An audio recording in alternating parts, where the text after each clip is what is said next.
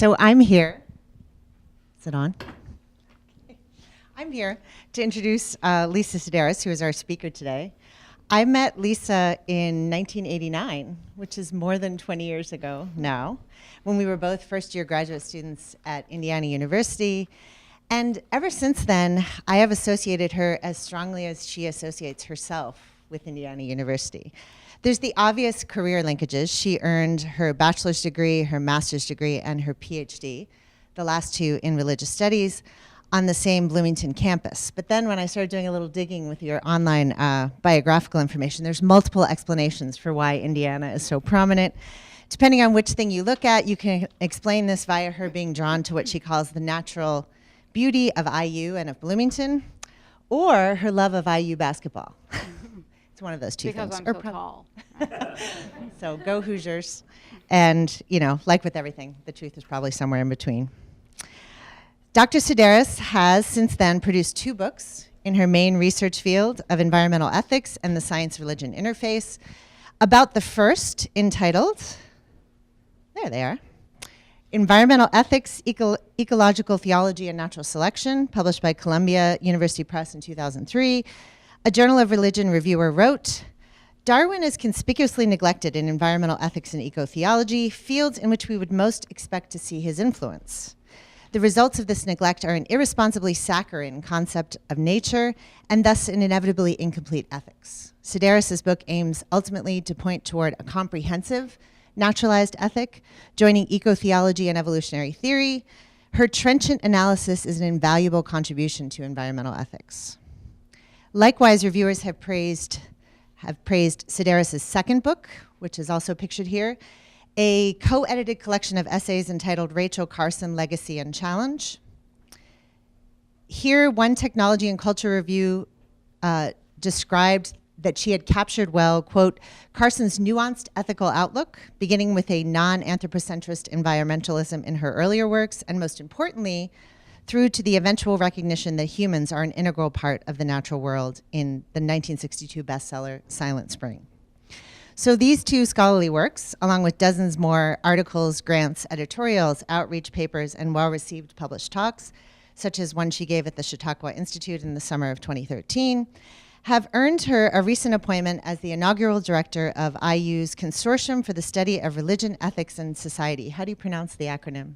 CSRES? CSRES? CSRES. That's not very memorable. CSRES, where she continues her research alongside interdisciplinary institution building projects such as establishing a degree in environmental and sustainability studies, sounds familiar, and working to create greater community and synergy among IU's faculty with interests in sustainability.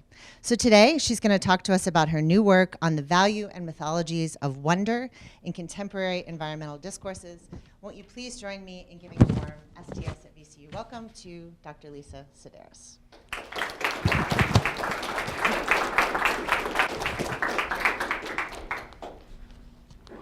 So this is a microphone, I believe. Can you hear me all right?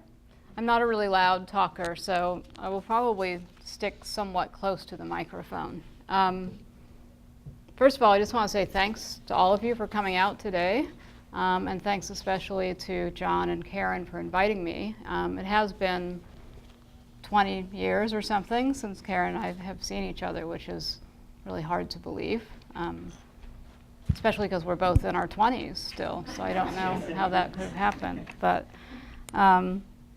thank you for inviting me. It's the only second time I've been in Richmond, and I'm looking forward to seeing more of it than I did the last time I was here. As Karen mentioned, my first book was kind of taking religious environmental ethicists to task for ignoring science, for ignoring Darwinism in particular. And my current project is kind of examining a group of eco-spiritual movements, which I think take science perhaps too seriously. So I guess that just means that I'm hard to please or something. But I do think that there's kind of a middle ground there, which is something that's always interested me, to think about how science and religion relate without, either kind of ignoring science on the one hand or turning science perhaps into a religion on the other hand. So That's what I'm going to be talking about today. I do have an interest in wonder in particular, and so I'm going to kind of circle around the theme of wonder, and I'll also talk a little bit about Rachel Carson. So I need to get my own slides up here. Oops. Down here. Here we go. Slideshow. Slide. Okay. This, by the way, is the sample gates at lovely Indiana University, if any of you recognize that. So, does a scientist become a scientist because she loves nature, or is her love of nature an outgrowth of scientific understanding?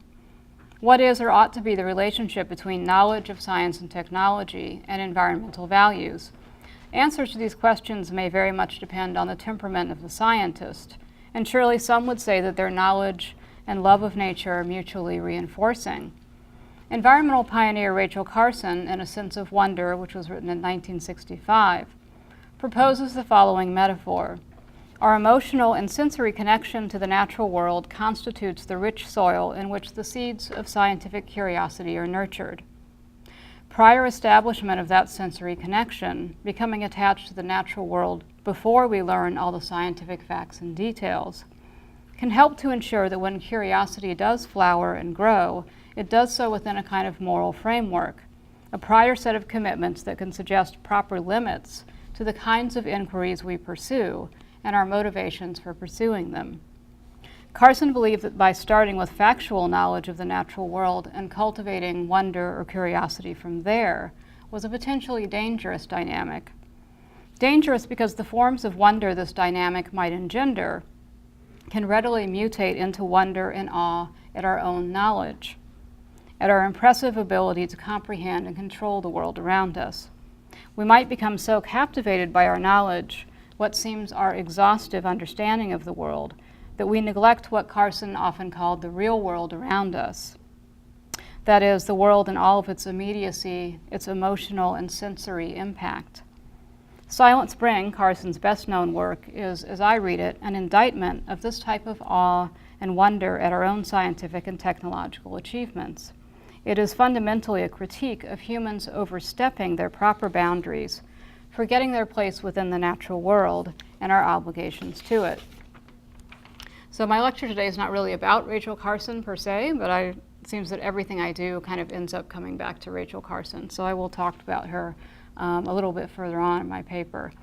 So what I want to talk about is a movement that I will refer to as the New Cosmology. It goes by a variety of names, some of which you may have heard before. Sometimes the universe story, the epic of evolution, the great story, or big history, which is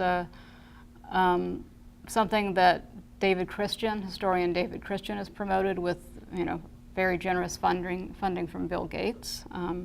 So all of these movements have in common a kind of attempt to tell the story of the universe as this sort of grand sweeping narrative from the moment of the Big Bang up to the present and encompassing all of human history. So these narratives understand science as the primary vehicle for restoring a sense of wonder, meaning, and value to the natural world. The New Cosmology presents a grand narrative of cosmogenesis, the story of the unfolding of the universe from the Big Bang to the present as the best myth on offer. In its various iterations, the new story defines humans as a part of the universe that has become conscious of itself. Humans' dawning geological awareness, inspired by up-to-date science, will enable us to guide the future unfolding of the cosmic process, ushering in what some call an ecozoic era, in which humans will live in harmony with the rest of the natural world and shape the sort of next phase of the unfolding cosmic process. A new story is needed, the argument goes, because our culture is suffering from a condition that Loyal Rue, a religion scholar, calls amythia, and that's one of his books there. That is, the condition of being, excuse me, without a serviceable myth, a kind of storylessness. Or rather, the stories that we have, the narratives of origin and meaning provided by the traditional faiths, are no longer relevant and plausible. Let me get a drink of water.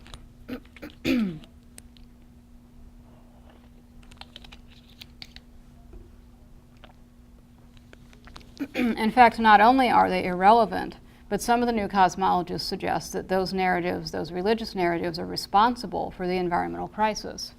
So we find ourselves in the midst of an environmental crisis, which is at root a crisis of meaninglessness, the result of our being without a myth that orients us to what is really true and what really matters.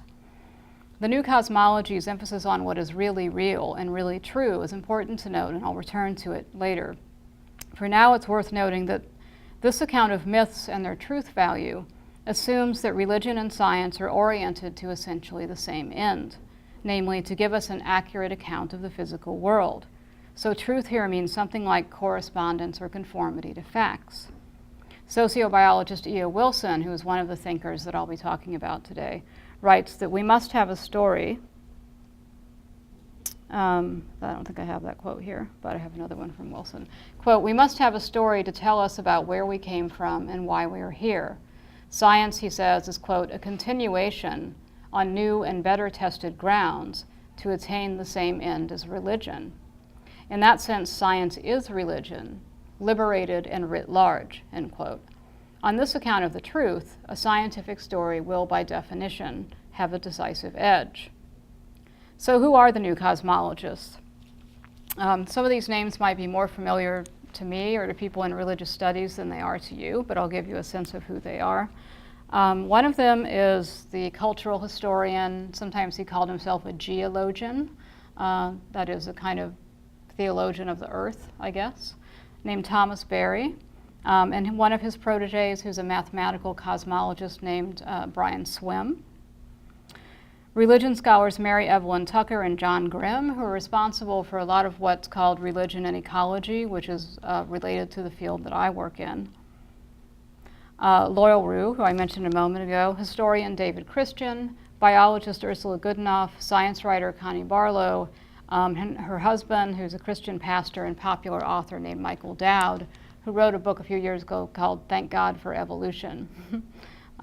So I'll refer to some of these characters as I talk about these movements. The new cosmology arose in part from conversations within the academic field of religion and ecology regarding the need for a profound spiritual transformation. An express goal of the new cosmology, which has inspired numerous films, books, YouTube videos, websites, podcasts, and even university course offerings, is to deploy modern science to instill in readers and audiences a profound sense of connection to the universe, and thereby foster environmentally responsible behaviors. Scientific understanding of nature, such as the new cosmology provides, can call forth religious and moral responses and foster a sense of being at home in the universe. At least that's the claim. Some versions of it display elements of therapeutic or self-help spirituality, as with Dowd and Barlow, who offer webinars on how to evolutionize your life, and I'll show you a slide about that in a moment. Still others in the movement, such as Ursula Goodenough and Loyal Rue, represent a trend towards an atheistic brand of religious naturalism that eschews and often critiques supernatural worldviews and the values of the traditional faiths, notably the, quote, Abrahamic traditions or the Western religions.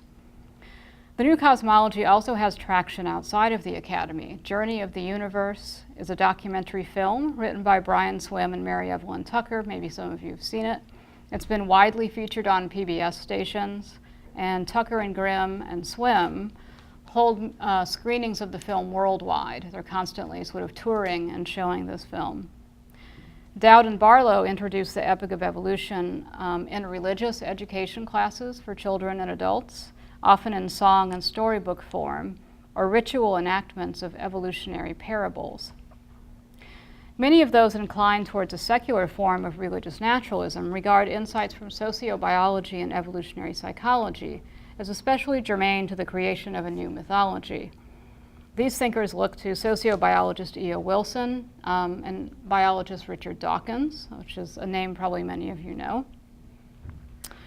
for inspiration for their new myth. So on this view, evolutionary biology both explains our need for a religious myth and provides the raw materials from which a new and superior myth can be crafted. Evolutionary psychology, for example, posits a human brain that's hardwired with story modules. So you just sort of plug it right into the story module of your brain. The new story is specifically tailored to meet the storytelling needs of a human brain forged in the Pleistocene and now confronted with challenges to continued survival. Wilson and Dawkins both call for a mythopoeticization, that is, a mythopoeic kind of rendering of scientific knowledge, recasting scientific information as a consecrated narrative or a poetic vision. Heeding this call, the new cosmologists often present their narrative as superior to existing myths, owing to its close adherence to reality, as well as its alleged universality, that is, it's everybody's myth. While the existing religions tell the story of particular peoples, somebody's story, the all-encompassing new narrative presents everybody's story, and that's the name of another of Loyal Rue's books, Everybody's Story. Long-standing myths, whether traditional world religions or sacred narratives of particular indigenous cultures, are judged to be insufficiently grounded in what science reveals to be real and true. These traditions fail to command universal assent, and they cannot galvanize global action, especially on environmental problems. As Ursula Goodenough says of the Epic of Evolution, quote, "This is the story, the one story that has the potential to unite us because it happens to be true." So as I see it, one of the problems with these movements, and there are other problems that I'll mention, is that they encourage a kind of redirection of our sense of awe and wonder at the scientific enterprise and its totalizing knowledge, and potentially away from the natural world itself, at least as we know it in our day-to-day experiences, unaided and unmediated by scientific knowledge and explanation. A new story is made possible, proponents argue, by developments in science that lend a narrative quality to our knowledge. These range from the discovery of the Big Bang, as I mentioned, to an allegedly emerging unity of science, what E.O. Wilson calls consilience in one of his books. The Big Bang makes it possible to conceive of the cosmos as having a beginning point and thus an implicit narrative structure, while belief in consilience, the unity of knowledge, suggests that the disciplines will unite to tell a single comprehensive story of evolutionary and human history. Science is giving us an epic, a story that's superior to any handed down thus far. Wilson, for example, in his Pulitzer Prize-winning book on human nature, which came out in 1978, argues that the evolutionary epic is our best candidate myth. And as he says here, what I'm suggesting in the end is that the evolutionary epic is probably the best myth we will ever have. It can be adjusted until it comes as close to the truth as the human mind is constructed to judge the truth. And if that is the case, the mythopoeic requirements of the mind must somehow be met by scientific materialism, so as to reinvest our superb energies. And what he means there is to sort of divest those energies from religion and reinvest them into science. So this sentiment about the Epic of Evolution is cited regularly in Universe Story or Epic of Evolution websites and published materials. According to Loyal Rue, the Epic of Evolution has been inspired by the remarkable theoretical unification of scientific disciplines taking place during the course of the 20th century, consilience. These advances have gradually revealed what Edward O. Wilson has called consilience, that is, the fundamental continuity and theoretical coherence among the physical sciences, the life sciences, and the behavioral sciences.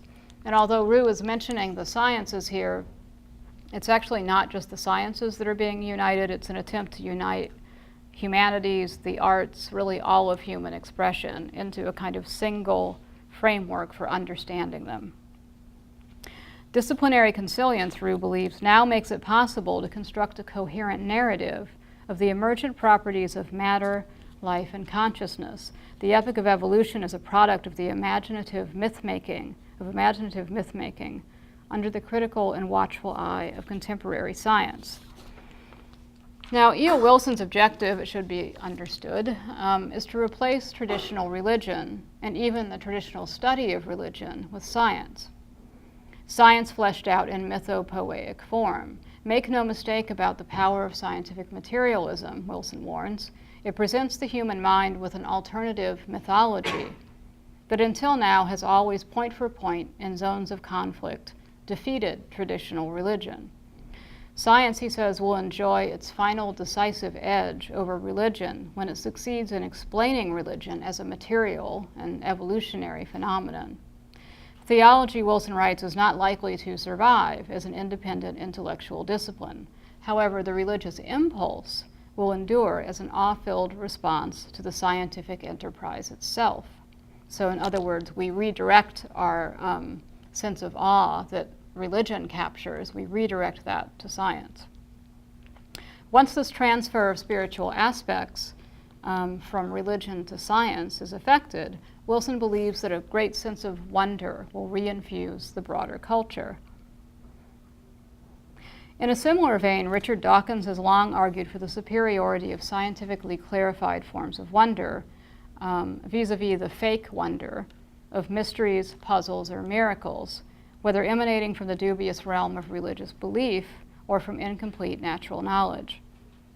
For example, in Unweaving the Rainbow, a book that purports to be about, quote, the human appetite for wonder, Dawkins argues that explanations of natural phenomena, such as the rainbow, are always more interesting and more wonder-evoking than the phenomena themselves. So Dawkins chides the Romantic poets who resented Newton for destroying the mystery and beauty of the rainbow by dissecting it into wavelengths. They ought instead to have rejoiced, Dawkins believes, because the scientific explanation is always more interesting and beautiful than the mystery that it explains away. Dawkins sees wonder as persisting not at the original phenomenon, that is, not at the rainbow itself, but by means of making scientific explanations and human powers of explanation our object of wonder. In Dawkins's words, quote, if you think the rainbow has poetic mystery, you should try relativity theory. And thus he argues that science is, or ought to be, the inspiration for great poetry. And that's the quote from Wilson that I had earlier. There's a bottle of wine that's called Consilience. I've never been able to find it, but if anyone finds it, hope you'll send it to me.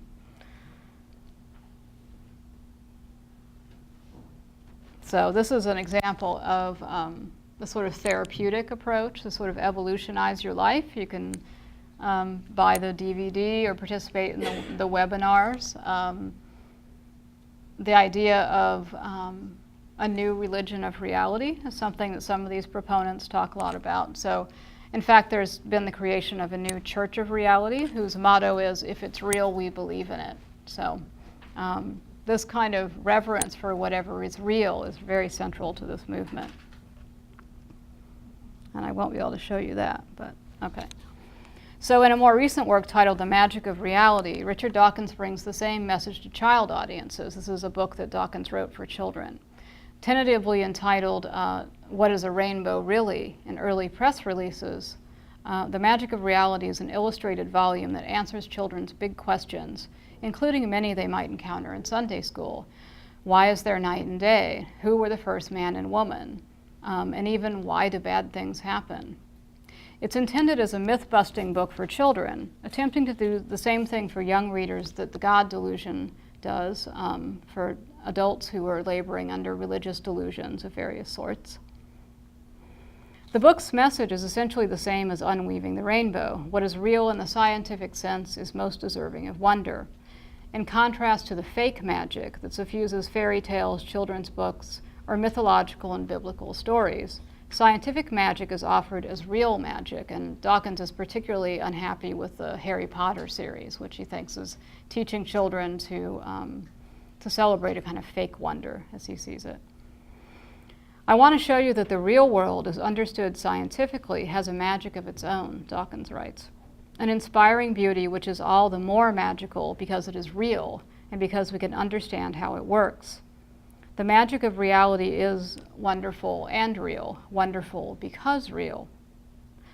These sentiments receive enthusiastic support from Epic of Evolution advocates, self-styled evolutionary evangelists, which is what they call themselves. Dowd and Barlow, for example, endorse the Epic of Evolution as a new religion of reality and hail the so-called new atheists as courageous prophets of reality. Dawkins' conviction that science is the poetry of reality presents us with a superior form of magic is the theme of a musical composition created by John Boswell, a professional composer and science buff. Boswell's music video, one in a series called The Symphony of Science, sets to music the actual words of prominent scientists like Dawkins, Carl Sagan, Stephen Hawking, and the atheist blogger and biologist P.Z. Meyer. Through the miracles of auto-tune technology, the song's refrain, quote, "There is real poetry in the real world. Science is the poetry of reality," is sung by Dawkins. And I can't play it because we don't have sound, but I could at least sort of show you what this looks like. And maybe I can put the words up.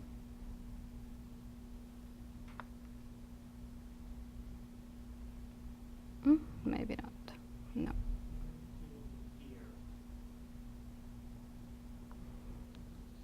Okay. So you can listen to it on your own. Yeah.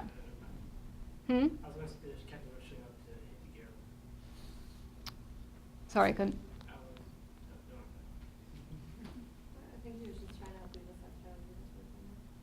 Yeah, we don't have any sound, so, but you can listen to it on your own. This is one of the videos. There's a whole bunch of them. Yeah, so the lyrics in these videos credit science with satisfying our hunger for religion and meaning. Another composition called A Wave of Reason, whose refrain is also sung by Dawkins, includes the following lyrical advice from new atheist Sam Harris, quote, "You do not have to delude yourself with Iron Age fairy tales." In their own YouTube video, in which they read from and promote Dawkins' book, The Magic of Reality, Dowd and Barlow include a lengthy clip from Boswell's video, this one. They introduce Dawkins' book with an enthusiastic endorsement of his claim that scientific reality is more wondrous than traditional myths and stories. Barlow, who teaches a scientifically enlightened version of Twinkle, Twinkle, Little Star to child audiences, "Now I know just what you are," sees Dawkins as a kindred spirit in the science education of youthful minds. So they're kind of trying to inoculate children against religion by having science sort of fulfill that role. So clearly valuing science is a priority in these movements. But what has all this to do with valuing nature and environmental values? Rather little, I think, as it turns out, and therein lies the problem. These new myth makers steadfastly maintain that the epic of evolution provides a much-needed cosmological context in which environmental values can take root and flourish. Without a scientific cosmology, environmental values are free-floating, untethered to a compatible worldview. And not just any worldview will do. Our existing cosmologies, the major world traditions, have not kept pace with science, and thus have failed to nurture green values. They are not true myths. A shared belief of many within these movements is that the scientific story is virtually sufficient to generate the desired values and sense of connection. In other words, scientific information, if presented in sufficiently rich and poetic mythological language, can fulfill the functions of a religious cosmology, while also orienting us to deeper intimacy with nature.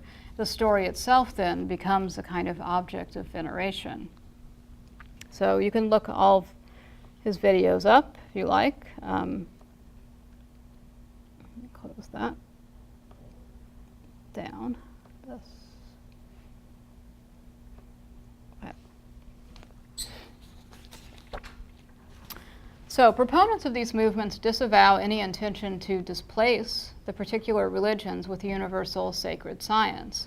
Rather, they strive to present their narrative as a metamyth that can incorporate diverse religious perspectives without dissolving or debunking them. They pay considerable lip service to respecting, cherishing, and celebrating diversity, even while they maintain that the diversity, the particularity of the existing faiths will be their downfall. Goodenough, for example, portrays the traditional faiths as essentially closed systems that provide answers to questions about origins and destiny from their own stubbornly unscientific terms. Because science can gain no point of entry, these traditions cannot evolve to respond to modern global problems. Moreover, the stories they tell are too particular to be expanded into a global myth. They cannot tell everybody's story. What they offer instead are competing accounts of what's true, and in doing so, they propagate conflict and strife. So if we want a religion that hits all the right notes, quote, we're going to have to invent one, which is exactly what they have done. Enthusiasm for the new cosmology may engender intolerance, as when Loyal Rue disparages the world religions as an uncontrolled, quote, hemorrhage of diversity. The inherited traditions encourage us to live at odds with reality, he believes. They're out of touch with reality. So rather than blending science with existing religious insights or gathering the spectrum of faiths under the umbrella of a generic metamyth, I think these movements actually retool scientific worldviews to serve as a universal religion. Where religion divides, science unites. And this is what we would expect from myth makers who are inspired by Wilson's or Dawkins' account of science as religion's superior rival. Wilson and Dawkins insist that feelings of awe and reverence for the scientific enterprise constitute the purest and most noble expression of the human impulse for wonder and spiritual awe. On this account, science and religion are competitors in a contest that will determine where we direct these wondering impulses and how we define our ultimate values. As it's typically portrayed, this competition can have only one winner, science, of course, being the projected winner, but it can have more than one loser. Nature itself, I worry, may be the casualty of the worldview espoused by many in this movement. And by that I mean that the conflation of all that is real with whatever is scientifically known or knowable encourages a disparagement of human-level lived experience of the natural world as unreal. The result is a displacement of primary experience, encounters with a world that we directly sense, with secondary and for the most part abstract experience in the form of information handed down to us by experts. Recall that for Dawkins, the real beauty and majesty of the rainbow lies in its scientific genesis, not in the more immediate experience of seeing one. Wonder at the rainbow, unmediated by scientific explanation, is, as he sees it, a form of fake wonder, just like religion is a form of fake wonder. This radical privileging of scientific reality puts environmental values on shaky ground. Commenting on the disparagement of sensuous reality that our modern discoveries and technological innovations have encouraged, David Abram notes that relegating our ordinary experience of the world to a secondary derivative realm increases our reliance on experts to inform us of what is real and true about the world, and also what is worthy of our wondering response. This, it seems to me, is where the new cosmology is headed. Quoting Abram, since we have no ordinary experience of these realms, the cosmological Big Bang or the nuclei of our cells, the essential truths to be found there must be mediated to us by experts, by those who have access to the high-powered instruments and the inordinately expensive technologies, electron microscopes, functional MRI scanners, radio telescopes, and supercolliders, that might offer a momentary glimpse into these dimensions. A worldview that locates wonder in scientific information over and above human experience of the world seems unlikely to me to ignite the passionate concern for the environment that the new cosmology aims to promote. Abram goes on to say, in the open expanse of our full-bodied experience, the entities that meet our senses are not quarks and protons, but rather brambles and mushrooms and woodpeckers and children and the distant sound of thunder. Unquote. Reclaiming this realm of experience is crucial for how can we feel affection for and moral obligation to DNA base pairs. Why attach ourselves to a world of illusion that we perceive through ordinary experience, untutored by science? The new cosmology and the scientific worldviews that attend it frequently fall into this trap of celebrating the way things really are in a very narrow sense. To raise these objections is, of course, to repeat many of the charges that have often been leveled against scientific reductionism. But I think there's something particularly troubling about the application of these scientific worldviews and their suspect forms of wonder to the realm of environmental ethics and values. I think that's a strange sort of mismatch. Rachel Carson, remember Rachel Carson, champions first-hand experience in nature as providing a foundation for an enduring moral and aesthetic response to the natural world, a foundation that allows us to make wiser choices regarding the lines of research that we ought to pursue and the technologies we deploy.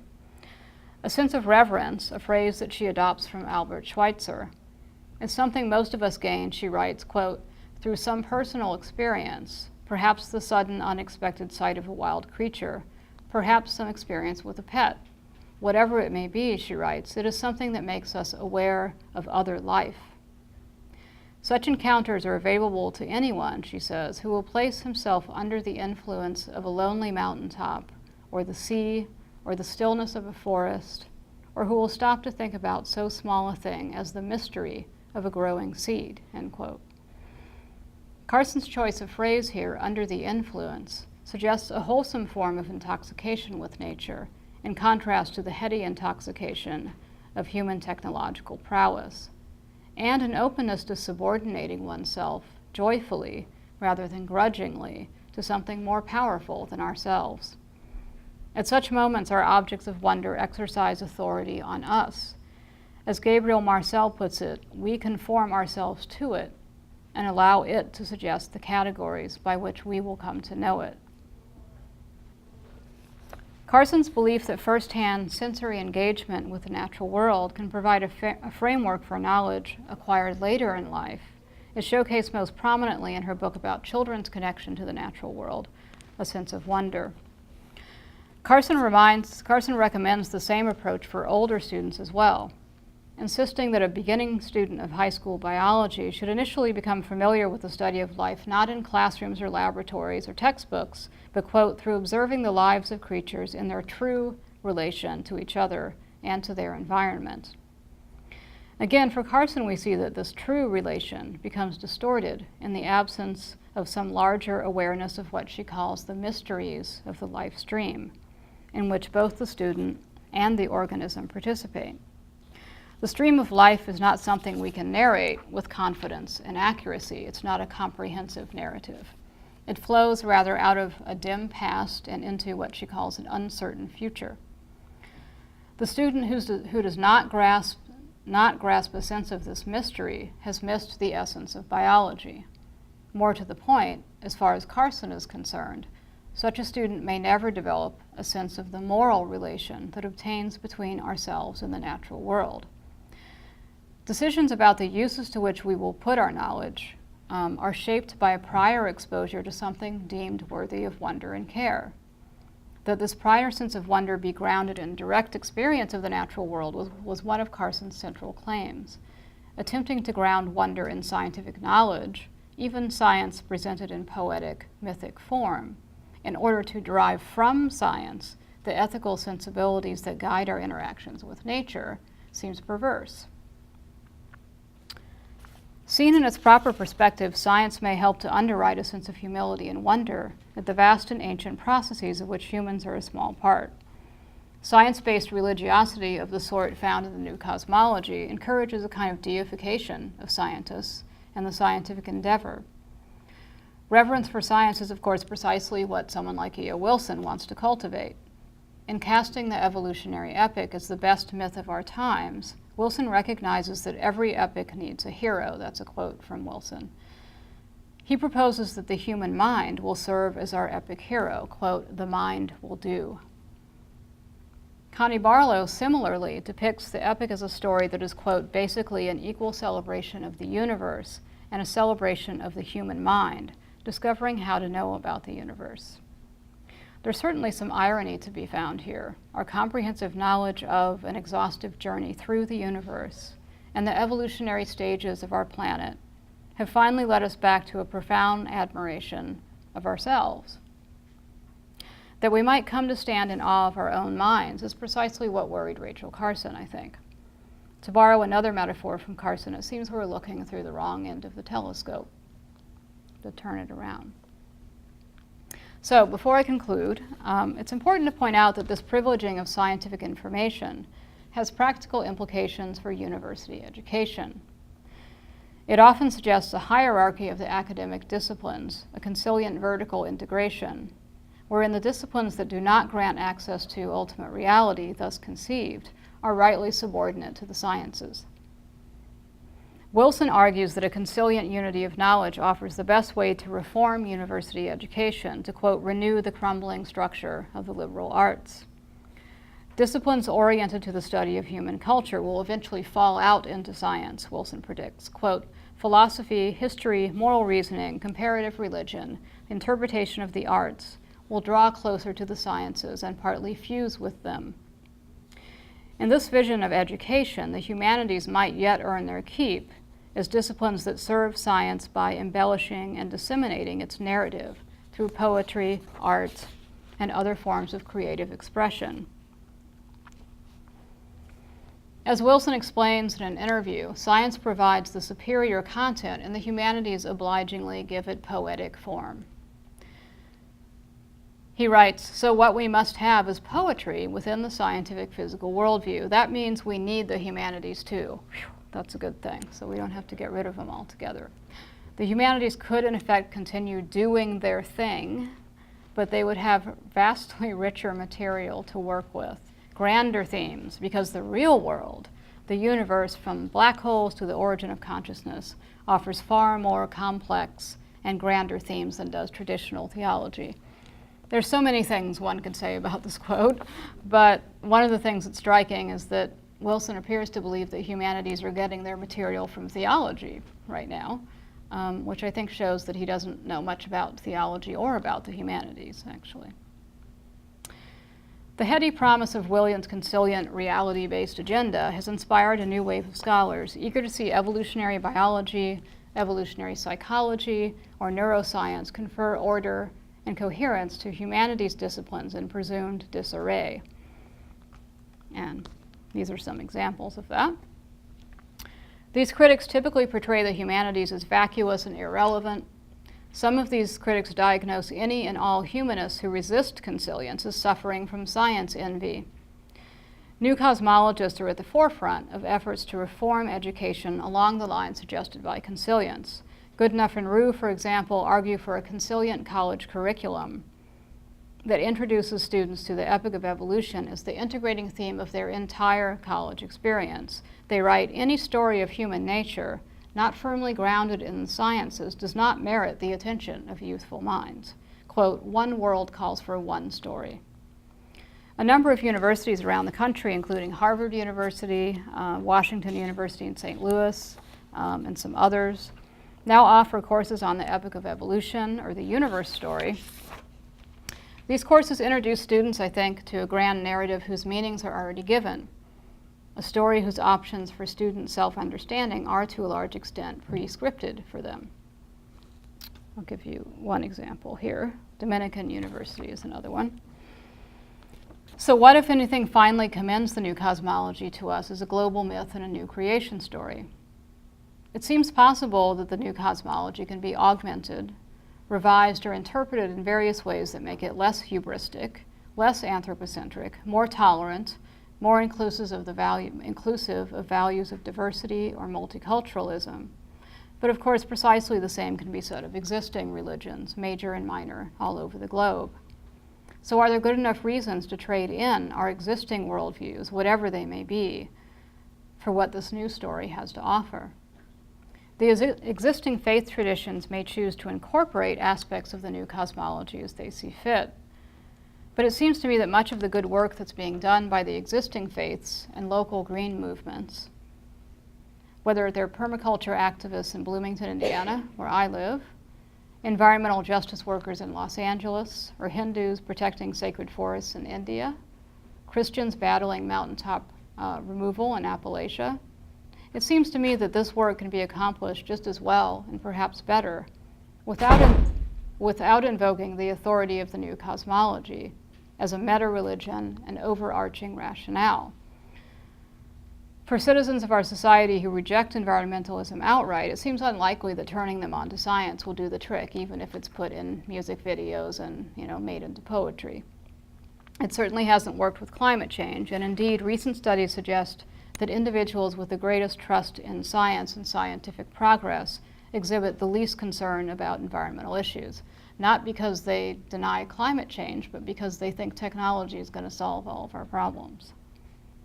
Of course, anyone who finds the new cosmology compelling and satisfying enough to be adopted as a new myth should be free to adopt it, just as anyone may freely join the Church of Reality if they want to. My point is that I see no reason that anyone, much less everyone, ought to adopt it. Thank you.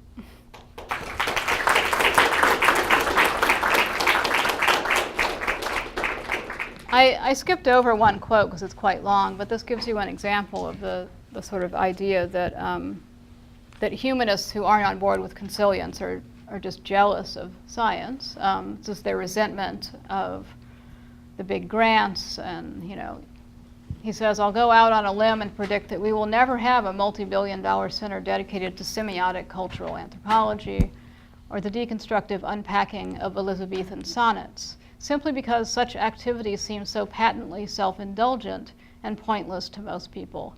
Money is pouring into the sciences because they are achieving results and discovering exciting new things about who we are and the nature of the world in which we live.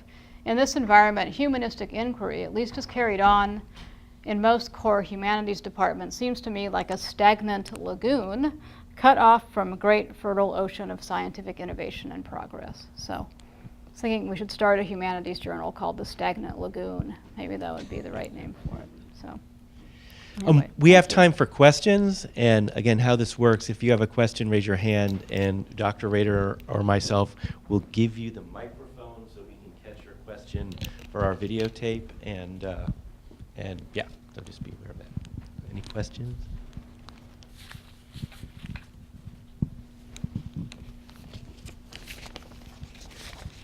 Oh, okay. Thank you for your talk. I'm Allison Baskey. I'm actually a physicist, but an experimentalist, so I don't touch anything related to cosmology. So I've been sitting here in the audience, and you just keep saying the word religion with science, and to me, religion is all about faith in something, and science is about, for me as an experimentalist, things that can be measured. I don't have to believe what's happening. No one will ever explain gravity. No one will ever explain why we have electromagnetism. It exists. What I try to do is figure out how can I predict how things will behave based on what I observe. Yeah. So when I hear the word science and religion together, I just go, I can't reconcile. Is it because we're more with the cosmology, which is very different? It's very difficult to measure, right? It's very, looking at the microwave background to find signals and so on. That's very different for astrophysics and people. I just was giving my reaction. Yeah, I mean, I think there's kind of a slippage here between the way that a scientist uses cosmology, right, the study of the cosmos, and the way it's being used here, which is the way that religionists or anthropologists would use it. It's kind of an overarching framework that gives meaning, and they just kind of slip those things together and say, I mean, this is why I think they're assuming that science and religion kind of aim to the same thing, which is to explain the universe. And so why not get a better explanation, plug in the scientific cosmology, because it's the real one. So, but religions are valued, for people who value them. Their truth value is, I think, of a different sort than conformity to the facts. So there's a kind of slippage there about what's true. Your one phrase to explain the universe. I think that's the key, because for myself as a scientist, I would never presume that I can really explain at a fundamental level per se. You can actually, Feynman was somebody who was asked, how do you explain electromagnetism? Why do these things repel each other? He said, well, you can keep going another level or another level, but eventually we don't know why. Mm-hmm. We have no idea why there is gravity per se. Mm-hmm. It's so just it's not that we're a why able, question that they're trying So as a scientist, I never think that I'll actually fundamentally explain anything. I just hope that I can predict how things will behave. Well, I don't think that most scientists do have these grandiose sort of aims. So I don't mean to suggest that this is what all scientists do or that science is arrogant in this way. But I'm picking on these particular people because they're the ones that these new cosmologists are using. So there are plenty of other scientists who are much more modest in their claims and their approach.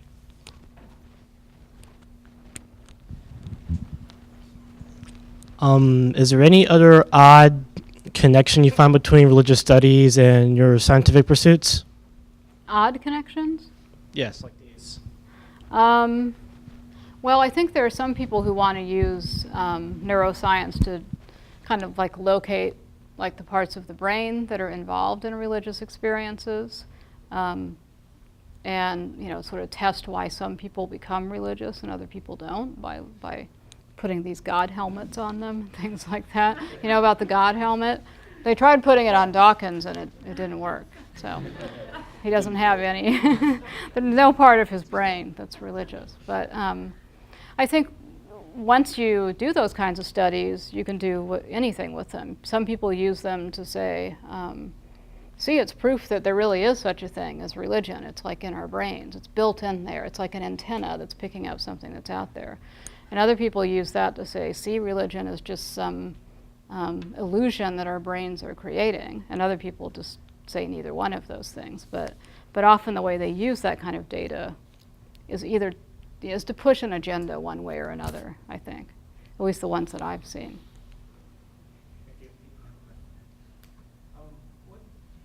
I think a lot of the reason that religion exists is because of a sense of comfort that people get from the idea of the afterlife or seeing relatives that have passed on. Gives them a sense of comfort. How does science begin to reconcile, if science is to replace religion, or how does it begin to reconcile the comfort factor that religion provides? Science is kind of grounded in a comfortable truth. Yeah, yeah. How do you go about reconcile that comfort factor? I think it's something that the question is sort of how does, if I'm right, how does religion provides comfort and how can science sort of fulfill that role, right? I think it's something that people in this movement are really struggling with to try to figure out what kinds of compensations, for example, science can offer that make it competitive with religion. So if you think about these, as many people do, as like rivals in a kind of evolutionary competition. Which ones are the fittest? Which religions seem to be the fittest? Can science be more fit than they are? I think in part, for some people, the idea that we're just this very small thing in the vast universe actually is comforting. For other people, it's terrifying. And I think that kind of comes down to your temperament, whether you find it comforting or terrifying. But, and also just the idea that you're part of this, this larger, this lineage that stretches all the way back to, pre-humans and beyond, who are related to everything. So some people feel kind of spiritual comfort in that kinship, that science proves is not just metaphorical, but real, it's really there. So probably depends on who you ask, but for many people, I think they probably would not find, you can't get immortality, for example, out of science, but you can get maybe a kind of immortality in that, you're part of something that lives on, for a long time. Oh, hey. So, I'm sorry apologize first for walking in late. And I don't know how much that this relates because I didn't catch the majority of your lecture, but I was kind of wondering what your thoughts were on certain chemicals like dimethyltryptamine, and if you believe that there are like sentient, intelligent beings that have some sort of energy consciousness that sort of transcend the reality that we experience at this point. Like, do you basically believe in like a world of single form, like between I don't think life I have and an opinion on this, actually. Oh, okay. I don't know. Yeah, but that's not something I know enough about to, I think, have an opinion of. But Okay, thank you. I'd like to take the moderator's prerogative and ask a question. Mainly, so it seems that from what you're saying, a lot of the folks who promote the new cosmology or the epic of evolution seem to see it as a vehicle for unity, right? And it kind of strikes me that seems kind of flawed on two levels. One being, of course, that not all humans, I imagine, would want to necessarily give up their extant cultural traditions and religion and sort of join. So wouldn't that just lead to the same kind of, in some weird way, interreligious strife that they claim is the problem of organized religions from the beginning of time? Yeah. And the second part of that is, doesn't it also presuppose that there is one sort of monolithic vision of science Yes. that all scientists rally behind, which is, of course, not the case either. Do they ever address these kinds of issues? Well, so for the first part of your question, I think they would say that any religion can plug into this metamyth, right? So you can keep your particular faith or your, whatever your narrative is, and just plug it into this. But I think they're very inconsistent on that point, because there are a number of times when they're clearly advocating replacing whatever you believe with this thing, because it's actually better. It's true, right? Your story's not true. So, if you want to be in touch with reality, you need to get on board with this thing. I think who they probably appeal to more are people who aren't religious in any conventional sense, but are looking for a kind of spiritual awe that they feel from science, and this can sort of make them feel like they have a cosmology that's their own, But for people who are sort of traditionally religious, why would they want to give up what they believe for this as being, their story, right? It is very much based on a kind of vision of science. That's why they turn to consilience, because the consilient account is that there's this kind of coherent narrative, that's all the disciplines are converging on it. It's telling one story. And of course, also that science is progressing towards final answers, and that eventually, Wilson's quite clear about this, eventually we will know everything. We're almost there. The holy grail is the brain. Once we figure out the brain, we've got the last piece of the puzzle. So, but of course, different sciences, even in different disciplines, have all kinds of different, epistemologies and methods. And so, yeah, it's based on a view of science that's, I think, very few people, even those who advocate like the unity of science wouldn't go so far as to say there's a unity of all knowledge and all human experience. So these people would like history to serve science ultimately. Mm-hmm. But Yeah. it strikes me that historians of science, the story they'd tell you about the way scientific knowledge has created and evolved is a story that has been shaped by politics and culture, and all of these forces that humanities look at. So, for instance, scientific discovery has only been enabled in certain circumstances because of the approval of the king, or science has perhaps an incorrect strain has taken root for decades and hundreds of years or whatever, because that strain was supported financially and another was not, and those reasons are political and cultural, etc. So do they have a way of, are they self-reflective about that at all? Some of them are a little bit self-reflective about it. They'll acknowledge, the idea that science is socially constructed, but then basically dismiss it after acknowledging it and say, but still, it's the best thing we have. It's much more true than any other kinds of knowledge that humans have arrived at. And even though it's like culturally specific, they would say, it's the universal language. It's still coming together to certain, clear,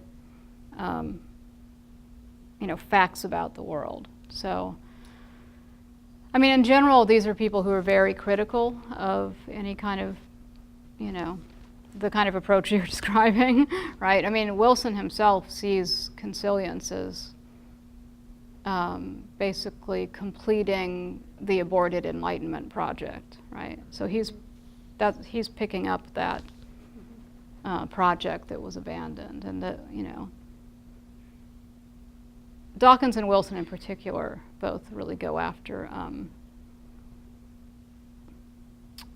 Oh, Wilson has a section about Derrida, which is kind of funny, that he actually bothered to read Derrida. But all those people, it's just jargony nonsense, and yeah, they just don't want to agree that there's like a reality out there. So.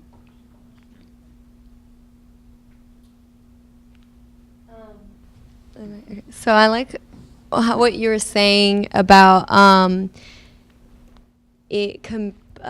about nature kind of suffering from these theories because we kind of like worship the mind and science and all, and it made me think about especially it promotes kind of like that dominance like of humanity over nature because we are able to kind of like think and like you said, how he said, when we see a rainbow, what should make it like special and beautiful is the fact that we can break it down into why it's formed. Mm-hmm. But then what about, animals and trees and everything, that they don't have that ability. Yeah. So we see ourselves kind of above everything else. And do they say anything I don't remember if you said do they say anything in relation to how we will value nature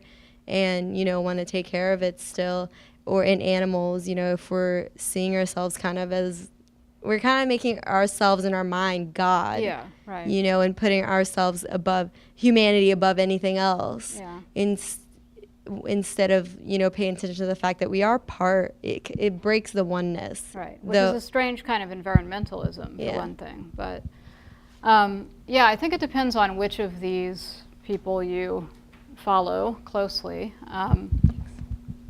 For some of the people who are very interested in sort of evolutionary psychology and sociobiology, they would say that humans really are the only organisms that have that degree of self-consciousness, that when they say we have become, we're the universe becoming conscious of itself, that's something that's unique to us for sure. So in a way, we're kind of the center of the universe, ironically. After learning all these things about the universe, it turns out that the universe has been, leading up to us, actually. We're kind of the crowning point of it.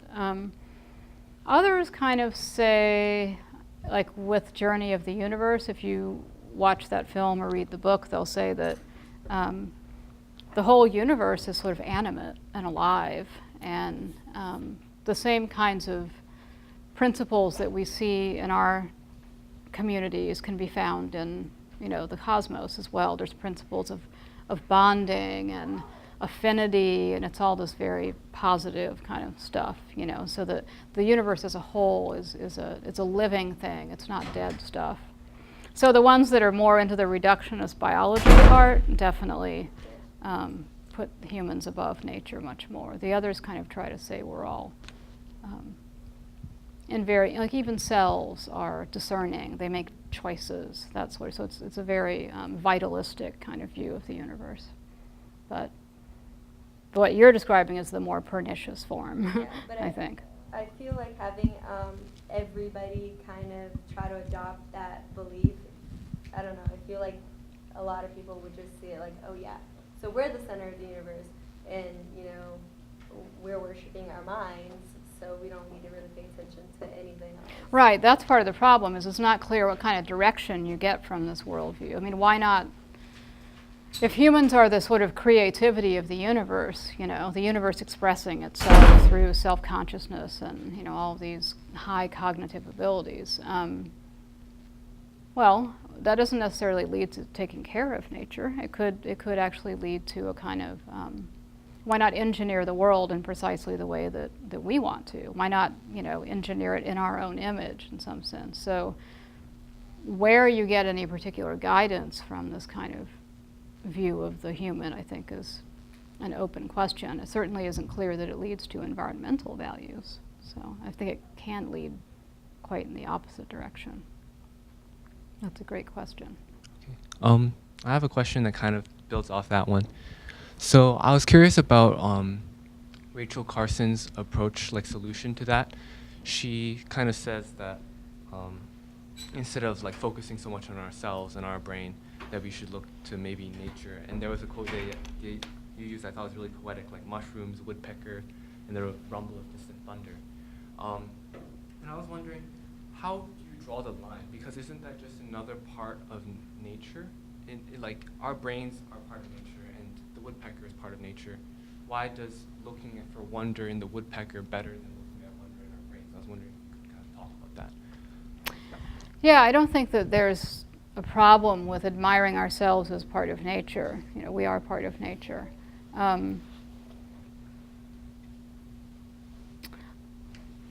As I see it, the problem with wonder being sort of directed at ourselves is that it doesn't give us any reasons for placing limits on the kinds of pursuits, you know, that scientific pursuits, technological pursuits, you know. I mean, it does lend itself to that kind of mastery of nature. But I don't think there's something inherently wrong with wondering at humans. You know, like the human body is an amazing thing, right? It's incredibly complex and subtle. It does all these things that, you know, we don't even know really how it does them. But to sort of revert wonder back to ourselves as objects, you know, the central objects of wonder, and there's something very solipsistic about that. I mean, it usually does tend to kind of demote everything else. I don't know if that quite answers your question, but. Okay, and then I went. Throughout all of this, I thought the scientists took a very westernized portrayal of religion, and the fallacies all were kind of contained in Abrahamic religions. Mm-hmm. Do they acknowledge the truths discovered through Buddhism, Taoism, yogic sciences, Yeah. the more easternized universal truths that have been discovered? Because those, you could almost say that science explains the theories that Eastern religions have been discussing for years, the Yeah, oneness of the yeah. universe. I mean, do any of these scientists acknowledge those truths? Well, so the people who I'm calling the sort of new cosmologists, I didn't talk that much about Mary Evelyn Tucker in the universe story in this version of what I talked about today, but she's actually a Confucian scholar. Okay. And yes, I mean, you're right. And if you know a little bit about the way that environmental ethics within the field of religion came about, you know, all of the indictments were of the Western religions. I mean, they didn't always come right out and say that, but that's basically the case. So it was assumed that the Eastern religions were greener and friendlier and holistic, and that they have cosmologies that are more compatible with science. So often when they talk about kind of replacing, you know, these old stories with a new story, they really mean the Western religions. So, yeah. So I don't know, do Bias I get the last question if Dr. Powers doesn't kill himself backwards? So the talk before yours was Ed Russell, and he was talking about what he called coevolutionary history, and it's an interesting pair with your talk, because he trained in science and then moved into history, and he kind of moves back and forth. Yeah. And so his suggestion to historians is that we need evolution, because we need evolution both as an understanding of as a process and as an understanding of the way the natural world works in concert with the human world, and they reinforce one another, they detract from one another. So he's an example of someone, I guess I think of him working primarily now from history, reaching back into science and saying there's some tools here that we can use. Yeah. So, and your story is primarily about people from science sort of really doing moves that are much more totalizing. You're not saying all scientists are doing that, but you're saying these new cosmologists. And a lot of them are actually people in religious studies. So Pardon? a lot of them are people in religious studies too. Oh, right, like Loyal Rue, right? Yeah, and Mary Evelyn Tucker and Right, John Grimm. okay. Yeah, a lot of them But are. so I guess my question is, I think a lot of this is motivated by an impulse at unification that is non-totalizing, that is more kind of how can we use each other's tools, more collaborative, more, I mean, do you see anything in play that is more like that kind of approaches the problem less totalizing, more constructively? Yeah, and I know a little bit about Ed Russell's recent work. Yeah, he had created this whole new paradigm that he calls like evolutionary history. Is that what he calls it? Yeah. And you know, I know I've heard when he's spoken sometimes that he's said that a lot of his colleagues are not happy with how much he's kind of going into the science. But you know, there's a good interdisciplinarity and there's bad interdisciplinarity. And in fact, what I'm describing here, especially that quote from Wilson near the end, I think is not interdisciplinarity at all. It's saying science gives us the reality and the humanities celebrate it. They write a poem or a song or, you know, something creative, you know. Or it's almost like the humanities are like science journalism. You know, like we give you the science and you guys get it out there, you know. Spread it around, make sure that, you know, translate it into something that people can understand. There's no sense of kind of equal footing, I think, of the disciplines. And I don't know enough about what he's doing to say if that's the case, but I think there's all kinds of ways that you can engage with. And I mean, my first book, I think, was really meaning to do that. So I don't have a problem with, you know, humanities scholars using science, but I think consilience is not interdisciplinarity. I think it's a colonization of the humanities by science. There were a bunch of questions about kind of where you draw the line, and it seemed like from your talk where you draw the line is kind of in politics and in policy, and kind of less what we believe and more what we do in how we relate to the natural world. Would that be fair? Yeah.